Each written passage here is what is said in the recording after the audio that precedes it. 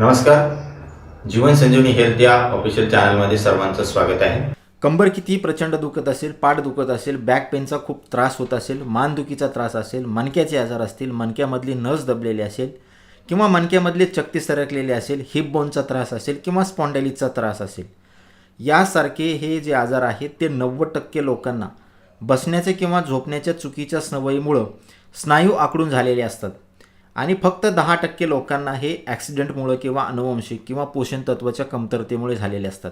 म्हणजे 90% लोकांचे हे जर आखडलेले स्नायू मोकळे झाले तर त्यांचा मणक्याचा त्रास बंद होतो, बॅक पेनचा त्रास बंद होतो. त्यांचे आखडलेले स्नायू मोकळे झाले तर नसा त्यांच्या ज्या चॉकअप झालेल्या आहेत त्यासुद्धा मोकळ्या होतात. 90% लोकांना कुठल्याही प्रकारची गोळी किंवा कॅल्शियमची गोळी घेण्याची गरज नसते.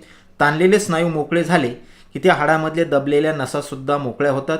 सरकलेला मणकासुद्धा आपल्या जागेवर बसतो, सरकलेली चकतीसुद्धा आपल्या जागेवर बसते आणि तुमचा जो पाठीचा त्रास आहे, कमरेचा त्रास आहे, मानदुखीचा त्रास आहे तो पूर्णपणे निघून जातो. तर हे आखडलेले स्नायू मोकळे करण्यासाठी अगदी छोटे छोटे 2 व्यायाम मी तुम्हाला सांगणार आहे. ते अगदी 5 मिनिटामध्ये तुम्हाला करता येतात आणि कुठंही करू शकता तुम्ही.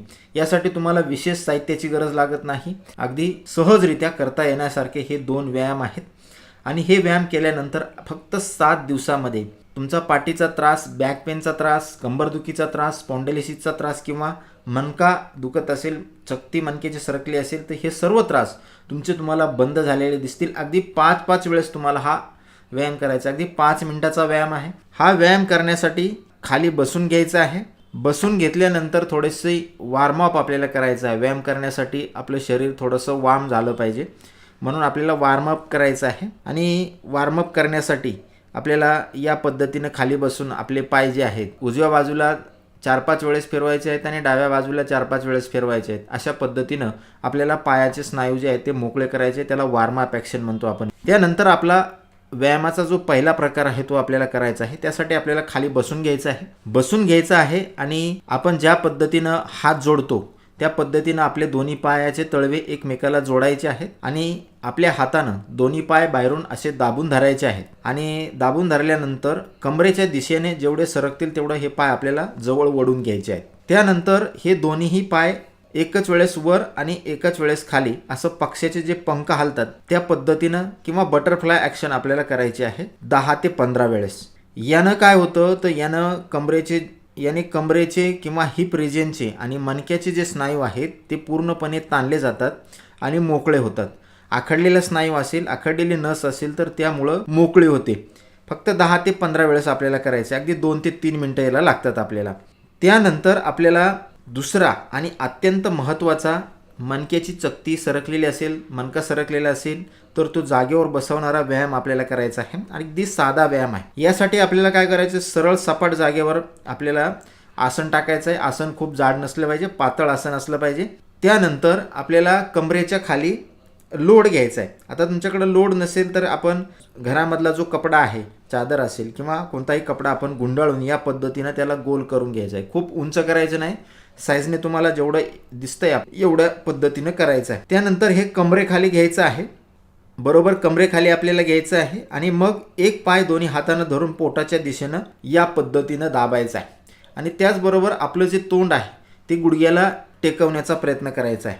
असं करत असताना तो दुसरा पाय जो आहे आपला तो सरळ जमिनीला लागला पाहिजे, फ्लॅट राहायला पाहिजे, जमिनीला त्याची टाच टेकली पाहिजे असं करायचं आहे. तो पाय फोल्ड होऊ द्यायचा नाही आपल्याला. त्यानंतर दुसरा पाय पण आपल्याला त्याच पद्धतीनं वर घ्यायचा आहे, छातीवर दाबायचं आहे आणि डोकं जे आहे आपलं ते गुडघ्यावर टेकवण्याचा प्रयत्न करायचा आहे. असं प्रत्येक पायाला 5 वेळेस करायचं आहे. उजव्या पायाला 5 वेळेस आणि डाव्या पायाला 5 वेळेस. हे केल्यामुळं काय होतं तर मानेच्या मणक्यापासून तर हिप रिजनपर्यंतचं जे सर्व स्नायू आहेत ते सर्व स्नायूने मोकळे होतात. त्याचबरोबर मणक्याची फ्लेक्झिबिलिटी याने वाढते आणि सरकलेला मणका असेल, सरकलेली चकती जी असेल ती जागेवर बसण्यासाठी याचा खूप फायदा होतो आणि बॅक पेनचा जो त्रास आहे तो तात्काळ याने थांबतो. अगदी 3 दिवसामध्ये पहिल्या बॅक पेनचा त्रास तुमचा पूर्णपणे निघून जातो. यानंतर तिसरा आणि शेवटचा व्यायाम प्रकार आपल्याला अशा पद्धतीनं करायचा आहे. खाली पाठीवर शाप झोपायचं आहे, सपाट जागेवर आपल्याला झोपायचं आहे, पाठ पूर्णपणे टेकली पाहिजे अशा पद्धतीनं झोपायचं आहे आणि ज्या पद्धतीनं आपण सायकल चालवतो त्या पद्धतीनं पायाची हालचाल करायची. आपल्याला हवेमध्ये सायकल चालवल्यासारखे पाय आपले हलवायचे आहे. यामुळं काय होतं की मानेपासून तर हिप रिजनपर्यंतचे जे स्नायू आहेत त्यांना सगळ्यांना फ्लेक्झिबिलिटी येते, ते स्नायू मोकळे होतात आणि बॅक पेनचा त्रास तुमचा कमी होतो, मानेचा त्रास कमी होतो, फ्रोझन शोल्डरचा त्रास असेल तर तो सुद्धा कमी होतो.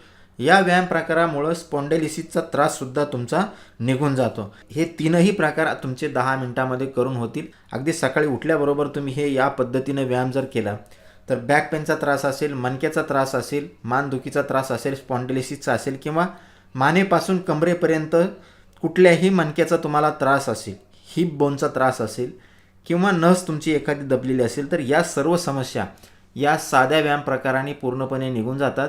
तर हा साधा सोपा व्यायाम प्रकार तुम्ही अवश्य करा आणि अशाच महत्त्वपूर्ण माहितीसाठी जीवन संजीवनी हेल्थ या ऑफिशियल चॅनलला लाईक आणि सबस्क्राईब करा. नोटिफिकेशनसाठी बेल आयकॉनवर क्लिक करा. धन्यवाद.